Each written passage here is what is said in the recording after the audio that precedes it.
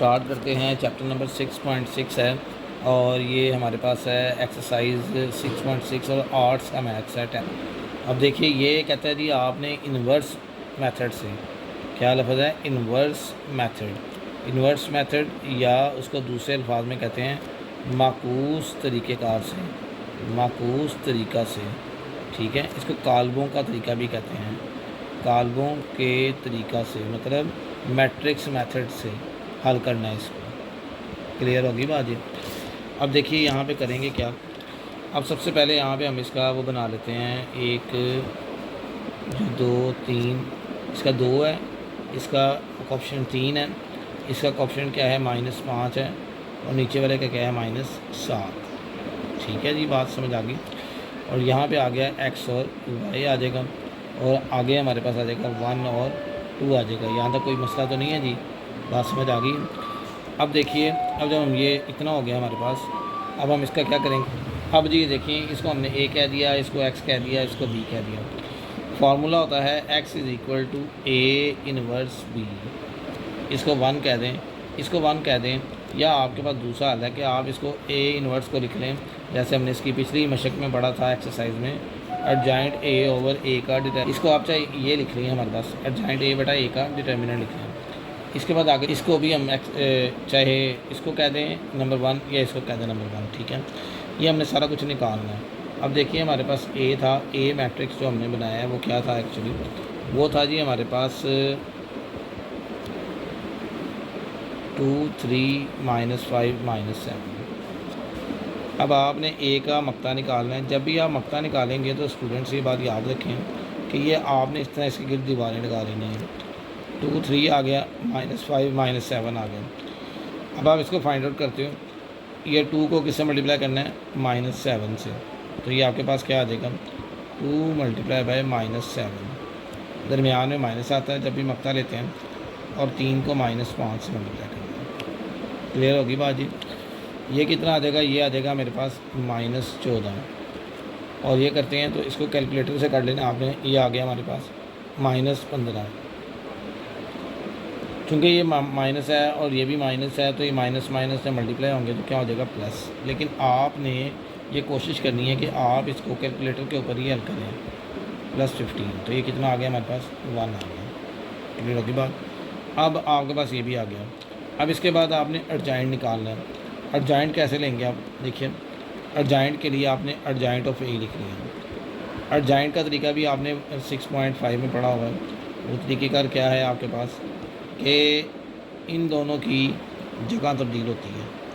इन दोनों जो हमारे पास मिडल वाले 2 रखने हैं, उन दोनों की हमारे पास क्या हो जाएगी, प्लेस चेंज होगी। इन दोनों की प्लेस चेंज हो जाएगी, मतलब ये -7 आ गया और ये कितना आ जाएगा 2, और इन दोनों के साइन, ये -3 आ गया और ये क्या आ जाएगा +5। दोबारा देखें, इन दोनों की क्या तब्दील होगी, जगह तब्दील हो जाएगी। इन दोनों की जगह तब्दील होगी और बाकी दोनों के क्या तब्दील होंगे, साइन तब्दील हो जाएंगे। कि इन दोनों के निशान अगर पॉजिटिव है तो नेगेटिव हो जाएगा, नेगेटिव है तो पॉजिटिव, इनके निशान तब्दील होंगे। क्लियर होगी बात जी, समझ आ गई है। तो ये आपने कर लिया।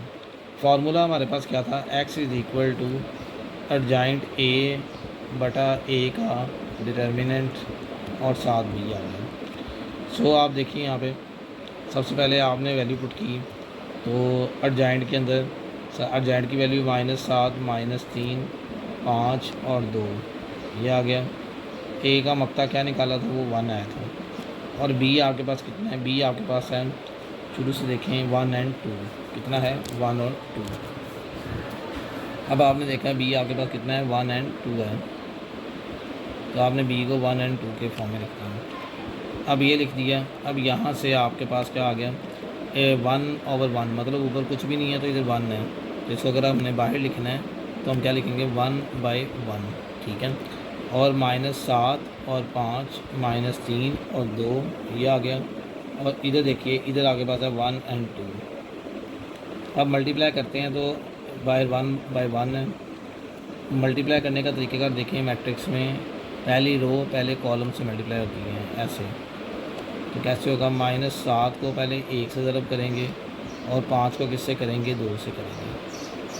-7 को 1 से, ऐसे ही फिर दूसरी रो को करेंगे, -3 को 1 से करेंगे और 2 को 2 के साथ करेंगे। ये कर दिया आपने इसको, बाहर 1/1 है, इधर आ जाएगा -7। आपने कोशिश करनी है सारा काम ब्रैकेट लगा के कैलकुलेटर पे करें ताकि गलती का चांस बहुत ज़्यादा कम हो जाएगा। 10 आ गया, -3 + 4, ये आ गया आपके पास। अब आप इसको हल करेंगे तो आगे देखिए यहाँ पे आ जाएगा जी 10 में से 3 7 निकालेंगे 3 और ये 1 आ गया। इधर आपके पास था कैपिटल X, हमने शुरू में बात की थी कैपिटल X किसके बराबर होता है, X और Y के। तो पहली रकम किसकी आ जाएगी, X की 3 आ जाएगा और Y का कितना आ जाएगा 4, 4/1 आ गया, 4 आ गया, 1 आ गया। क्योंकि 1 पे डिवाइड करेंगे, बाहर 1 था, तो जब आप X को 1 पे डिवाइड करेंगे तो कोई फ़र्क नहीं पड़ेगा, इसलिए वो लिखने ना लिखें कोई फ़र्क नहीं पड़ता। समझ आ गई बात जी। ये था इसका एक सवाल क्रैमर रूल के साथ, इन्वर्स मेथड के साथ। ये पहला पार्ट था इसका, एक सवाल हो गया। आगे देखिए, अभी ये देखिए आपके पास अगला सवाल है। सबसे पहले आपने देखना, पहली मसावात तो आपकी ठीक है, पहले x है बाद में y है, लेकिन दूसरी इक्वेशन में x इधर है, तो चाहे आप y को उधर ले जाएं जिस तरह आपका दिल करता है, या आप x को इधर ले आएँ। मैं x को इस तरफ ले आता हूँ ताकि हमारे पास बैलेंस हो जाए, -x हो जाएगा और जमा y लिखा हुआ है, इधर y आ जाएगा। ये 2 इधर जमा हो रहा है, इस तरफ आ क्या हो जाएगा, इधर माइनस हो जाएगा। तो ये हमारे पास आ गया जी, इसमें इसको दूसरे ले जाएंगे, ये -2 हो जाएगा। अब आपके पास एक इक्वेशन ये है, दूसरी इक्वेशन ये है। आपने इनको मैट्रिक्स फॉर्म में लिखे, देखिए मैं लिख देता हूँ यहाँ पे 1, इसका भी साथ कुछ नहीं है तो 1 लिखते हैं, ठीक है, 1 और 1 आ गया। नीचे यहाँ पे क्या आएगा, -1 और 1, कुछ नहीं था तो इसके साथ -1 आ जाएगा, ठीक है। फिर आपको पता दूसरा क्या बनता है, x और y है। फिर इधर क्या आएगा, इधर चूँकि इधर 2 है और इधर क्या है -2, ये आ गया। इसको भी आपने इन्वर्स मेथड से हल करना है।